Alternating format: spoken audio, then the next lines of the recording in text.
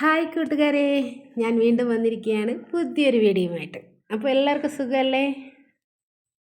അപ്പോൾ ലൈക്കും കമൻറ്റും ഒക്കെ ചെയ്യണം കേട്ടോ നിങ്ങൾ.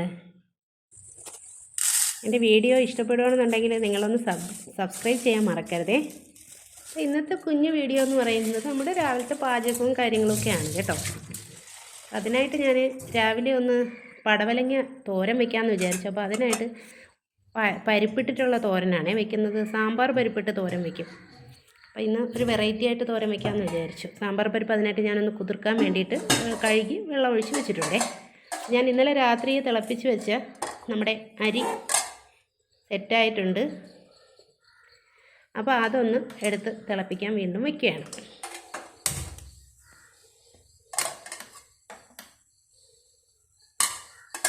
ഒരുപാട് കറികളൊന്നും ഇല്ലെങ്കിലും ഒരു കറിയും ഒരു തോരനും ഒരു മുട്ട പൊരിച്ചത്, ഇത്രയൊക്കെയാണ് ഞാൻ ഇന്നത്തെ ചോറ്റുപാത്രത്തിൽ വെക്കുന്നത് കേട്ടോ. അപ്പോൾ എല്ലാ ദിവസവും നമുക്ക് എല്ലാ കറികളും കൊടുത്തുവിടാൻ പറ്റില്ലല്ലോ. അപ്പോൾ അതിനായിട്ട് ഞാൻ വിചാരിച്ചു, പടവലങ്ങയുണ്ട്, കുറച്ച് കത്തിരിക്കയുണ്ട്, മുരിങ്ങയ്ക്കയുണ്ട്, വെള്ളരിക്ക അങ്ങനെയുള്ള കാര്യങ്ങളൊന്നും ഇല്ല. അപ്പോൾ ഞാൻ വിചാരിച്ചു ഉള്ളത് വെച്ച് ഓണം പോലെ അങ്ങനെയല്ലേ. അപ്പോൾ അതിനായിട്ട് ഞാൻ പടവലങ്ങ തോരൻ വയ്ക്കാൻ വേണ്ടിയിട്ട് നമ്മുടെ സാമ്പാർ പരിപ്പിട്ടാണ് തോരൻ വയ്ക്കുന്നത് കേട്ടോ. നല്ല ടേസ്റ്റാണ് സാമ്പാർ പരിപ്പിട്ട് തോരൻ വെച്ച് കഴിഞ്ഞാൽ. അതിനായിട്ട് ഞാൻ ഈ പടവലങ്ങയൊക്കെ ഒന്ന് കഴുകി വൃത്തിയാക്കി എടുക്കാമെന്ന് വിചാരിച്ചു. പിന്നെ ഈ മുരിങ്ങയ്ക്കയും കത്തിരിക്കയും രണ്ട് തക്കാളിയും ഉള്ളിയൊക്കെ കൂടെ ഇട്ട് സാമ്പാർ പരിപ്പും കൂടെ ഇട്ട് കഴിഞ്ഞാൽ അതൊരു സാമ്പാർ കറി, തട്ടിക്കൂട്ട് സാമ്പാർ എന്ന് വേണമെങ്കിൽ പറയാം കേട്ടോ. ഞാൻ വിചാരിച്ചു അങ്ങനെ ഒരു കറിയും കൂടെ വെച്ച് കഴിഞ്ഞാൽ ഇഡലിക്കും കറിയായി.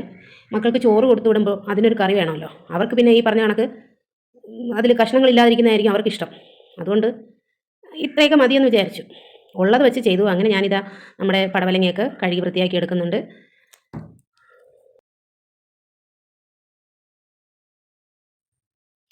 പച്ചക്കറികളൊക്കെ അരിഞ്ഞെടുക്കുന്ന സമയം കൊണ്ട് നമ്മുടെ അരി വെന്തിട്ടുണ്ട്. അപ്പോൾ അതൊന്ന് വാർത്തിടേ.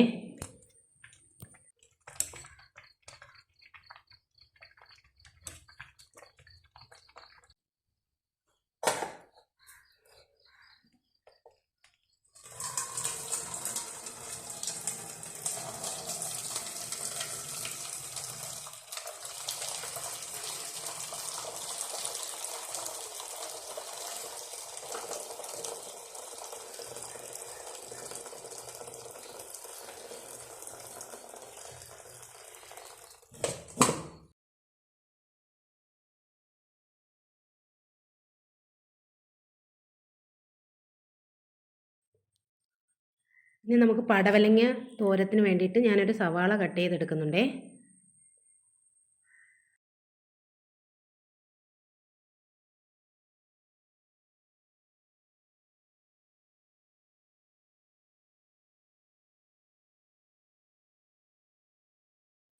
നമുക്കിനി തട്ടിക്കൂട്ട് സാമ്പാർ വയ്ക്കാൻ വേണ്ടിയിട്ട് കുറച്ച് സാമ്പാർ പരിപ്പ് കഴുകി കുക്കറിലേക്കിട്ട് അതിലേക്ക് നമുക്ക് അരിഞ്ഞ് വെച്ചേക്കുന്ന മുരിങ്ങയ്ക്കയും നമ്മുടെ കത്തിരിക്ക, തക്കാളി, ഒരു സവാള, പിന്നെ കുറച്ച് 2-3 കഷ്ണം ബീൻസ്, അതായത് അമരപ്പയർ, ഇത്രയും കൂടെയൊക്കെ ഇട്ട് പിന്നെ നമ്മുടെ മഞ്ഞൾപ്പൊടിയും ഉപ്പും കൂടെ ചേർത്ത് കുക്കറിലിട്ട് ഒരു വിസിൽ ഏൽപ്പിച്ചാൽ മതി. അത് വെന്ത് കഴിയുമ്പോഴത്തേക്കും നമുക്കതിലേക്ക് അരപ്പൊക്കെ ചേർത്ത് താളിച്ചെടുക്കാം.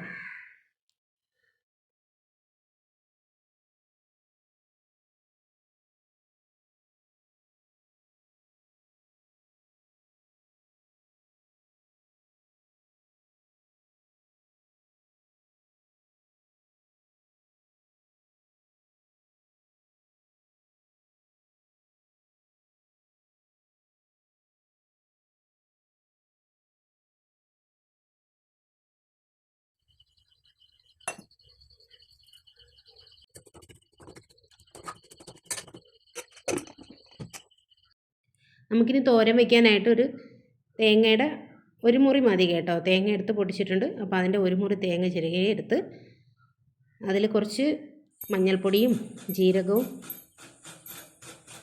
പച്ചമുളകും, ഞാനിവിടെ കാന്താരി മുളകാണ് ചേർക്കുന്നത്, ഒന്ന് ചതച്ചെടുത്ത് കഴിഞ്ഞാൽ നമ്മുടെ തോരത്തിനുള്ള അരപ്പ് തയ്യാറാവും.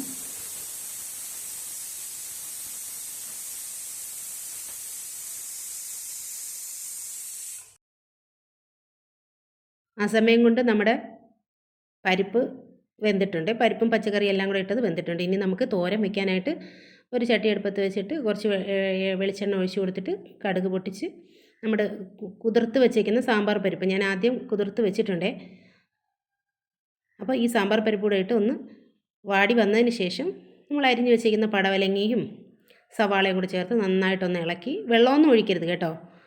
കുറച്ച് ഉപ്പും കൂടി ചേർത്ത് ചെറിയ തീയിൽ വെച്ച് അടച്ച് വെച്ച് നന്നായിട്ടൊന്ന് വേവിച്ചെടുക്കണം.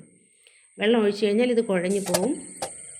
അപ്പോൾ അത് വേകുന്ന സമയം കൊണ്ട് നമുക്ക് അരപ്പ് തയ്യാറാക്കാം. അതിലേക്ക് ഞാൻ കണ്ടില്ലേ, ഈ മുളകും വെളുത്തുള്ളിയും ജീരകവും മഞ്ഞൾപ്പൊടിയും കൂടി ചേർത്ത് ഒന്ന് ചതച്ചെടുക്കുന്നുണ്ട്. ഇത്രയും മതി.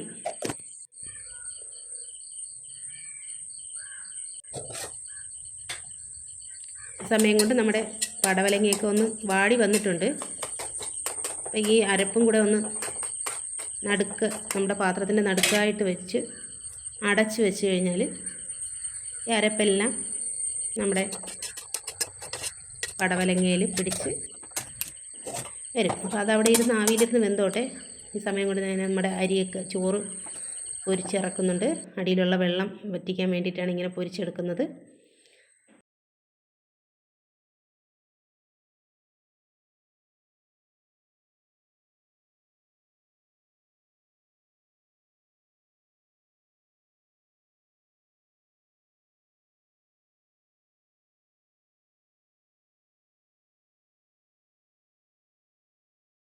ഈ സമയം കൊണ്ട് നമ്മുടെ തോരനെല്ലാം റെഡി ആയിട്ടുണ്ട്. ഞാൻ ആദ്യം കറിവേപ്പില ഇടാൻ മറന്നുപോയി കേട്ടോ. അതുകൊണ്ടാണ് ഞാനിപ്പം കറിവേപ്പില ഇട്ട് ഒന്ന് ഇളക്കി അടച്ച് വെച്ചാൽ മതി. അപ്പോൾ ആ കറിവേപ്പിൻ്റെ ഒരു മണമൊക്കെ നമുക്ക് കിട്ടും.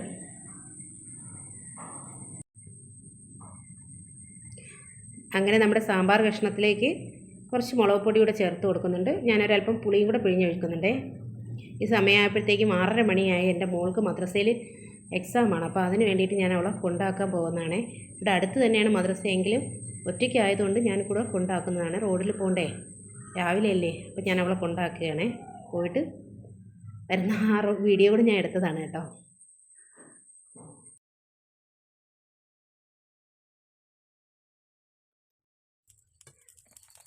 ഇനിയാണ് വീണ്ടും പരിപാടിയുണ്ട് കേട്ടോ. ഇനി സാമ്പാറിനൊന്ന് കടുക് വറുത്ത് എടുക്കണം, ഇഡലി ഉണ്ടാക്കണം, ഇതൊക്കെയാണ് ജോലി. അപ്പോൾ ഞാൻ സാമ്പാറിനായിട്ടുള്ള കുറച്ച് ചെറിയ ഉള്ളിയും 2 കടുകും കറിവേപ്പിലയും 2 വറ്റൽമുളകും കൂടെ ഒക്കെ ഇട്ട് ഒന്ന് കടുക് വറുത്ത് സാമ്പാറിലേക്ക് ഒഴിക്കുന്നുണ്ടേ.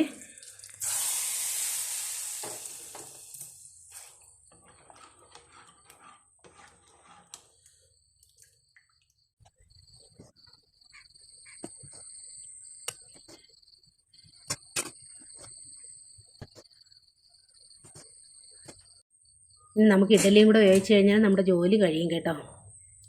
അപ്പോൾ ഇഡലി ആയിട്ടുണ്ട് ഏകദേശം. അപ്പോൾ ഇനി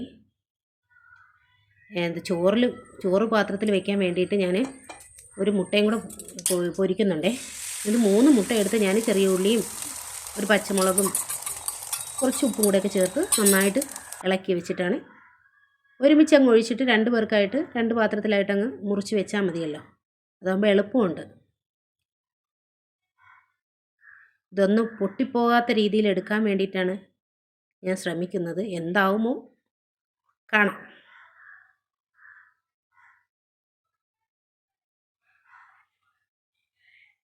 അടിപൊളി, എന്തായാലും അത് വിജയിച്ചിരിക്കുന്നു കേട്ടോ. അങ്ങനെ എൻ്റെ ചോറും കറികളും ഒക്കെ റെഡി ആയിട്ടുണ്ടേ. അപ്പോൾ ഇന്നത്തെ വീഡിയോ ഇത്രയൊക്കെ ഉള്ളൂ. ഇനി ചോറ്റുപാത്രത്തിലേക്ക് നിറയ്ക്കണം. ഇതിനിടയിൽ ചായയൊക്കെ ഇട്ട് മക്കളുടെ കാര്യങ്ങളൊക്കെ നോക്കണ്ടേ. അപ്പോൾ രാവിലെ എല്ലാ വീട്ടമ്മമാർക്കും ഇതൊക്കെ ആയിരിക്കും തിരക്കെന്ന് നമുക്കറിയാം. അപ്പോൾ എൻ്റെ ഈ കുഞ്ഞു വീഡിയോ നിങ്ങൾക്ക് ഇഷ്ടപ്പെട്ടിട്ടുണ്ടെങ്കിൽ നിങ്ങളൊന്ന് ലൈക്കും കമൻറ്റും ചെയ്യണം, സപ്പോർട്ട് ചെയ്യണം കേട്ടോ. ആദ്യമായിട്ട് കാണുന്നവരുണ്ടെങ്കിൽ ഒന്ന് സബ്സ്ക്രൈബ് ചെയ്യണം കേട്ടോ. അപ്പോൾ വീണ്ടും അടുത്തൊരു വീഡിയോ ആയിട്ട് നമുക്ക് കാണാം.